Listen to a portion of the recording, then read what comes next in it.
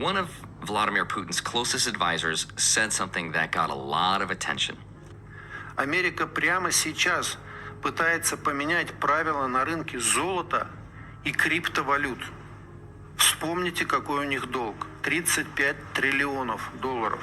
He said, the United States is preparing to use crypto and stablecoins to secretly devalue its entire $37 trillion debt. Загоняя всех куда? В криптовалютное облако. Со временем, когда часть госдолга США будет размещена в стейблкоинах, США обесценит этот долг. He says the United States is plotting to put that debt into a crypto cloud, which would reset the system, basically leaving the rest of the world just holding the bag. Now, this might sound like some crazy theory, but a version of this story has been said before by billionaire CEO of MicroStrategy, Michael Saylor. He actually advised President Trump to, quote, dump all the US gold and buy Bitcoin. Dump your gold, sell all the US gold, buy Bitcoin, then the trade is free because you could buy 5 million Bitcoin for the cost of the gold. You will demonetize the entire gold asset class, and our enemies hold gold in their banks, so their assets would go to zero. Our assets would go to $100 trillion, and we would control the world's reserve capital network as well as the world's reserve currency network. The $37 trillion question, though, is how realistic is this, and would this actually work?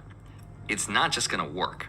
It's going to be inevitable. David Webb is a guy who spent decades deep inside Wall Street managing billions, working with hedge funds, investment banks, even former Treasury secretaries. So he's been on the inside. And what he's saying, it's chilling. He claims there's been a quiet, calculated shift in our financial system over the last few decades.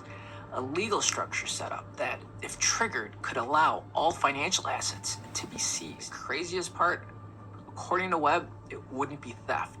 It would be completely legal. What would it actually look like if this so-called great taking actually happened? If the financial system hits a certain threshold of stress, the kind that might trigger a liquidity crisis, your brokerage doesn't just freeze. Your assets can be legally reassigned. We've been trained to believe that when we buy stocks or hold cash in the bank, that money is ours. But the truth is, we don't really own it. Most financial assets today, stocks, ETFs, or even cash balances, aren't held in your name. They're held in something called street name, under the control of clearinghouses and custodians. You don't have a deed to your shares of Apple or your index fund. What you really have is a security entitlement, a kind of IOU that says you're entitled to the value, but not the actual asset. In an emergency, entitlements can be restructured, collateral can be reassigned, and the paperwork's fine print that you agreed to allows it. But beneath the surface, something's brewing. The repo market starts to seize. Credit spreads widen.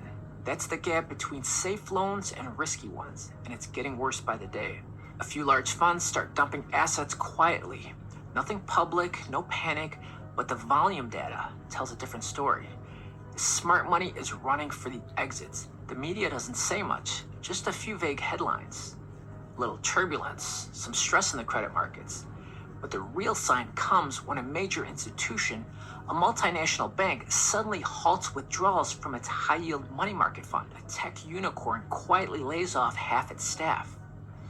A foreign central bank raises rates in a surprise move, and the dollar surges overnight. That surge, it's not a sign of strength. It's a scramble for liquidity. Some people wake up and see longer than usual wait times on their banking apps. Others notice a missing balance in their brokerage account, just a blank line from where the numbers should be. Then a notice appears. Temporary maintenance. Please check back later. Banks begin limiting withdrawals. Then they pause wire transfers. Then credit cards stop working for certain high-risk purchases. Your investment platform, locked. Your brokerage account, frozen. Your retirement account, it says something like, under resolution review by an institutional custodian. The words sound official, but it all means one thing. You can't access your money. Now, assets held through clearinghouses, custodians, and brokerage platforms are no longer yours. Not because someone stole them, not because of a hack, but because the system was designed to allow this. You were never the legal owner to begin with.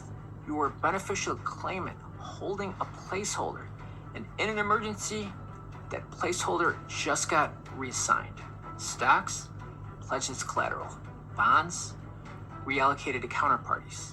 Cash converted into CBDC credits, programmable, trackable, and limited in where and how you can spend them. There's no vote, no warning, just a statement that this is necessary to preserve order and protect the integrity of the system. A few handpicked private firms roll out the solution. They call it the Federal Stability Credit. It's a central bank digital currency, a CBDC, and it's issued automatically to every citizen. Not cash, not a dollar you can hold.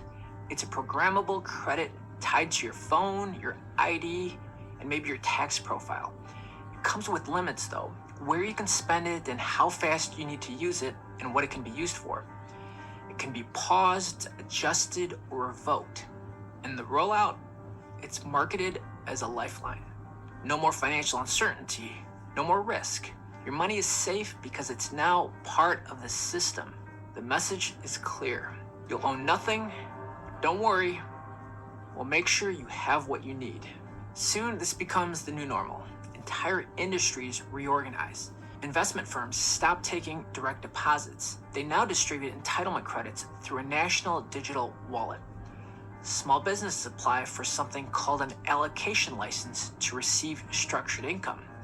And traditional banks, they've been rolled into something called the National Collateral Management System. The stock market still exists. You just can't participate the way you used to. Ownership is now limited to accredited institutions, ones that pledge support during the collapse. 401k, it's been converted. Your home equity, re-indexed. Everything feels like it's still there, but the control, the access, that's all been rewritten. It wasn't stolen. It was taken back by the system that always owned it. We just didn't know it until now. This is the new economy, not capitalist, not socialist, something else entirely. One where ownership is a privilege, not a right. And for most people, that privilege is gone.